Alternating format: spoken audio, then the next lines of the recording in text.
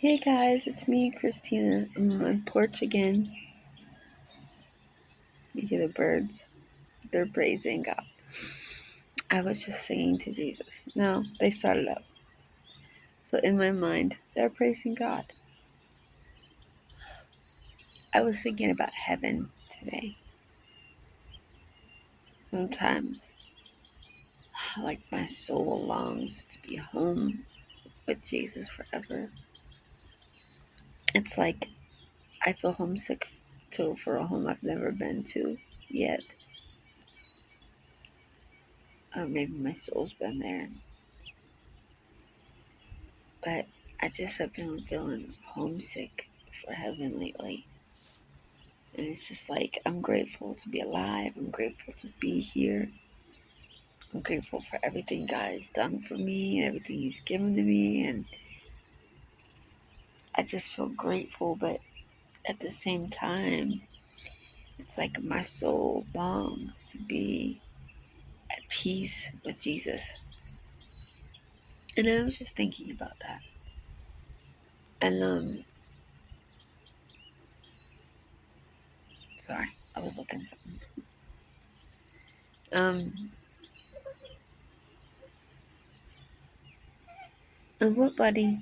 What do you want? Okay, I'll get you some food here in a second. I'll get you food in a second. And I was just talking to God about heaven and what it would be like. No more stress, no more anxiety, um, no more tears, no more. Mm.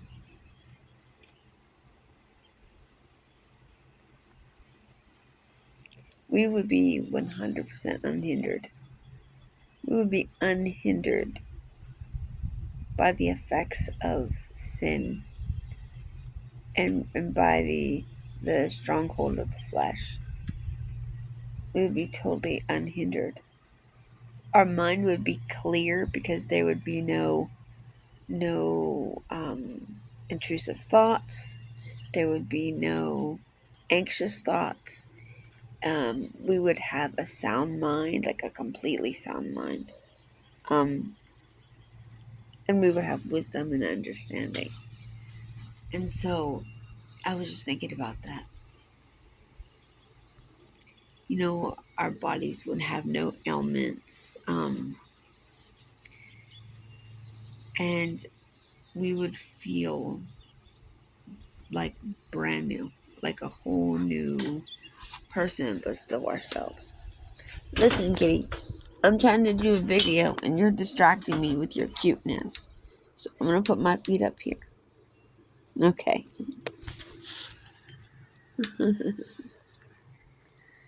um,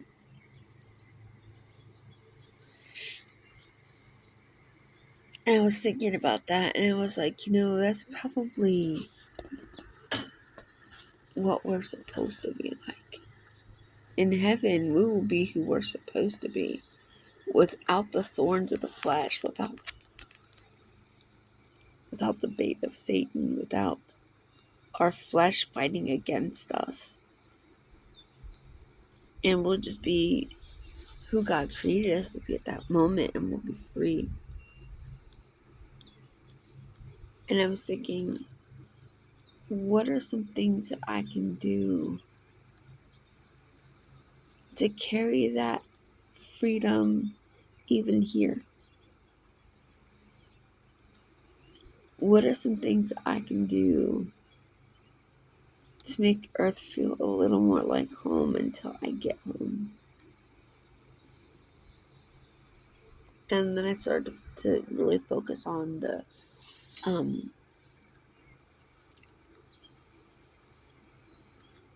being unhindered by stress, being unhindered by anxiety, being unhindered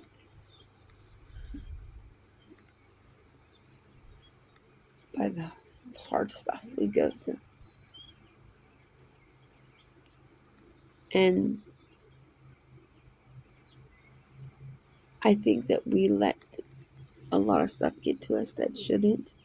I think if we properly trusted in God the way that we should, we would not worry about half the things we worry about. It's hard to trust in God sometimes because it's like you don't see Him, and it's like, I need this right now. And God sometimes, I don't want to say He delays, but He does it on heaven's time clock and not ours. And sometimes I can feel like it takes forever. But I was like,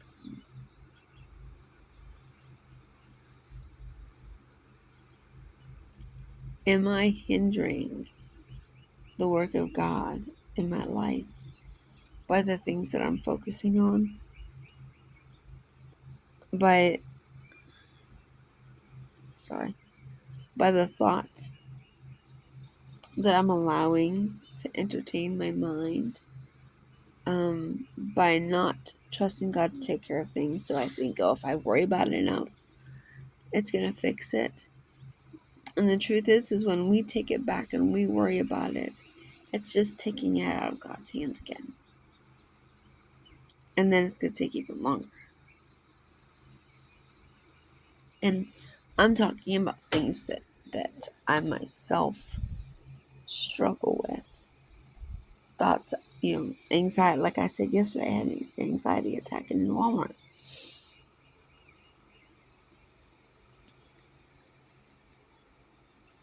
And I know that whatever you feed the most is what grows.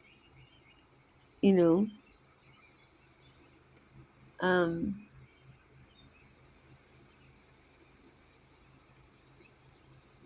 So my question to God, to myself, is how can I live my most unhindered life? Unhindered by my flesh, unhindered by my surroundings. How can I do that? How can I get away from anxiety? I mean, there are some situations that are just what they are, and they're hard, and we go through hard things either to stretch us or to prune us. But how can I live and walk in faith in the pruning? How can I live? I know that we can't live totally unhindered by the flesh we walk in. Until we get to heaven, that's impossible. I mean, if you do it, let me know your secrets, because you must be super obedient.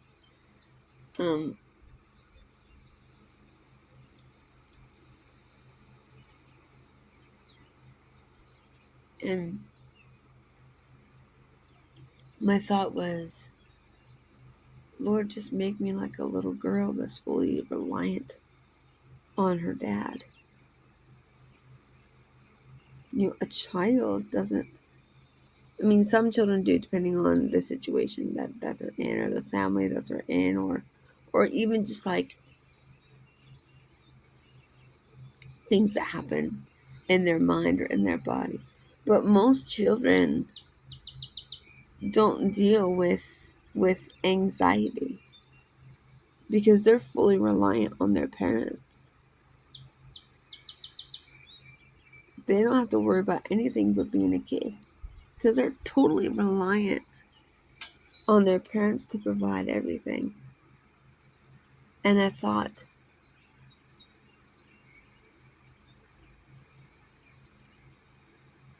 number one, how would it change my life if I viewed life from the reality, which is I'm his child and he is my dad and I'm fully reliant upon him, God. And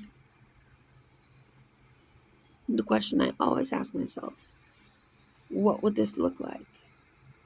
What would it look like for me to be fully reliant upon the Lord? And I understand that I'm still flesh and blood. I'm still human. I'm still going to have days where, where it's like, what is happening? What is going on? What am I supposed to do? You know? Um, but it's like, how can I turn that around? And how can I fully rely on God?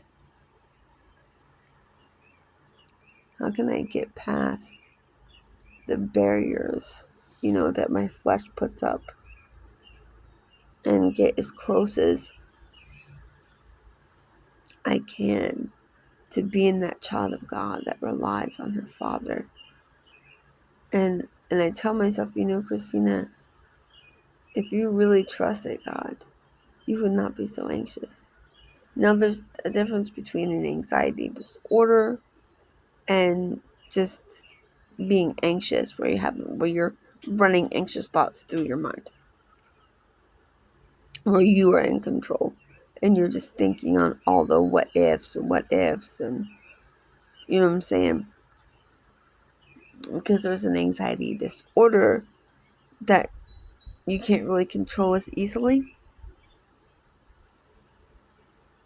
And then there's anxiety, which is caused by us mulling over the what ifs and all of the bad stuff that's happening, and mulling over the what am I going to do about it.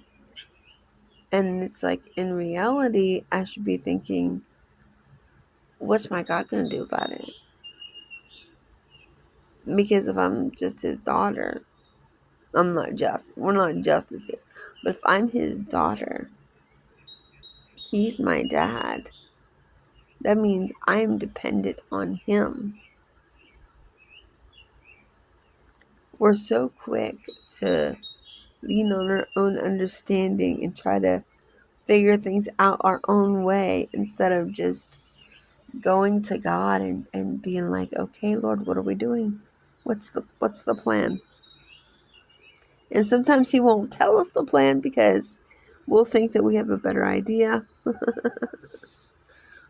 or we won't want to go through with that. But everything that God does has a purpose. I'm so sorry. I'm so tired, you guys.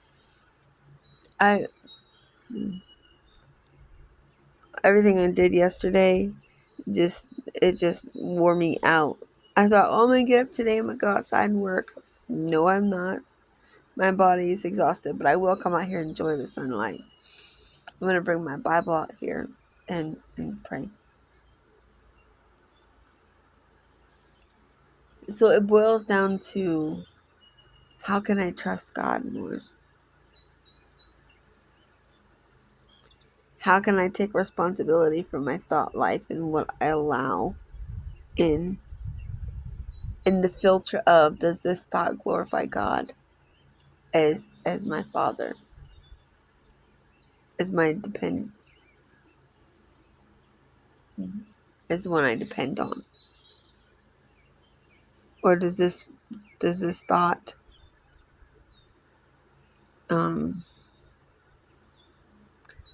not glorify God as my Father, not glorify God as my caretaker? Because worry, anxiety, when okay, like I said, there's a difference between the disorder and when we just mull over things and we worry. That worry is kind of like a slap in God's face, saying like, I can't trust you, so I'm gonna worry about it and try to figure it out myself. When Proverbs,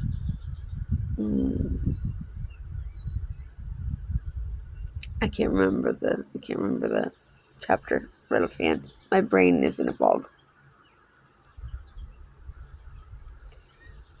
But in Proverbs it says, lean not on your own understanding, and in all your ways acknowledge him. Trust the Lord with all your heart. Lean not on your own understanding, and in all your ways acknowledge him, and he will make your path straight.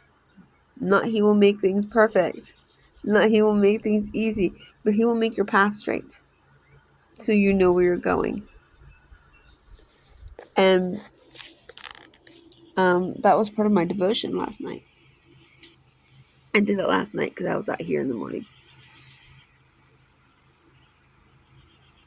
And I really tore that apart. Like, okay, what does it look like to acknowledge God in all of my ways? And asking myself questions. Am I leaning on my own understanding? You know, because we can be fully dependent on God, but we still have to be responsible. We can't just live willy-nilly and expect God to fix it, you know, but we still have to live responsibly. What do you want, baby? What do you want, mijo? You gonna come up here with me? You want head scratches? Okay. This is our outside cat, Jet Jet. He's a little rough and tumble. He looks a little cray cray. Oh, good boy. Good boy. Don't claw me. Don't claw mommy. Oh, good boy. Good boy. You're such a good boy, not clawing me. Oh, you're such a sweetheart. You're such a sweetheart. Ooh, ooh, ooh, ooh, ooh. Don't claw me. Don't claw me. Claw that, not me. Good boy. You're distracting me with your cuteness. You're distracting me. Okay, come on. Get down. Get down. You're distracting me. Go. Where was I at again? Oh, so I always want to know, what does it look like? What does it look like for me to acknowledge God in all of my ways? Like, literally, how can I do this? How can I apply this? Literally, how can I apply this to my life? Jet, you're not letting me be, dude. You're not letting me be. I'll pet you when I'm done. I'll keep petting you when I'm done, okay? When I'm done, I'll keep petting you. Not right now. Not right now. Not right now. Not right now. Give me a minute. Give me a minute. Get out. Did you just smack me? That was not nice. That was not nice. After I just gave you all those head scratches, you're gonna smack me. That's not nice, dude. That's not nice. Sorry. Oh, man. And so I've been asking myself that question of, how can I be truly dependent on God?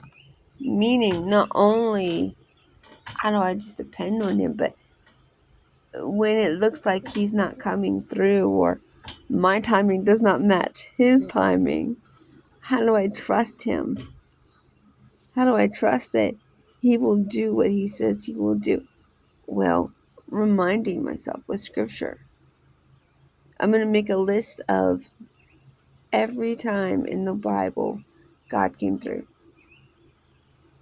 And then in my life that I can remember where God came through. Not always in His timing, not always when I thought I needed it, but He always worked it out. So I'm doing a scripture writing thing. That's what I do for my devotional time, and I'm doing it on dependency on God, learning to trust God, and being completely open about my lack of trust sometimes, and just, telling Him my fears, giving Him all of those things. And learning that he has my best interest at heart. He knows what I need when I need it. And believing his promise that he will never leave me nor forsake me. And so when I start to feel anxious, I'm just going to go look at I'm going to create like a little booklet of remembrance where I just write down where he's come through for me. And I will keep a list of all the times when he's come through for me, and so that when I'm going through, I have this like little book of remembrance. It's just like the Jews back in the day, like I know Noah did this, Abraham did this. They would take stones and stack them as like a pillar for a stone of remembrance. And they would build an altar. Before God even fulfilled the promise, they would build an altar. And so I was like, that's, I think, really a sign of dependency, or the sign of I trust you. To have enough faith to thank God before he even does it. Because I think it'll make life go a lot easier. So, alright, I'm going to sit out here. I'm going to enjoy this swing a little more. I'm just, today I am just exhausted. It felt good yesterday while I was doing it, but my body's like, remember that, the ticker isn't perfect, and it's been a while since you've done this kind of stuff. But I'll keep you updated on how things are going here. And how would you guys like for me to do my videos out here?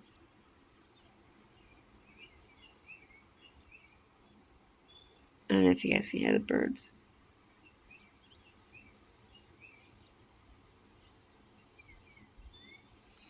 Yeah, how would you guys like me to do videos out here? Alright, I'll talk to you guys later. I'm gonna go eat some watermelon. God bless you guys.